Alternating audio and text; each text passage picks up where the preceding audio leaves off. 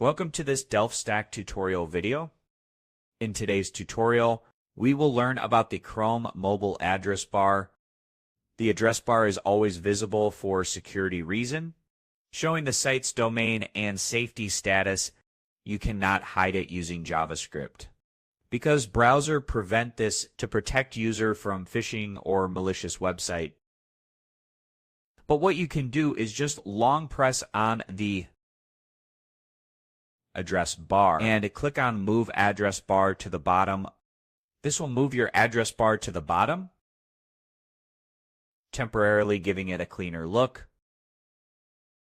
We just explained how the Chrome mobile address bar behaves, why it cannot be hidden for security reason, and how we can move it to another place for a more cleaner browser look. Thanks for watching, and don't forget to check out the next DelftStack tutorial videos.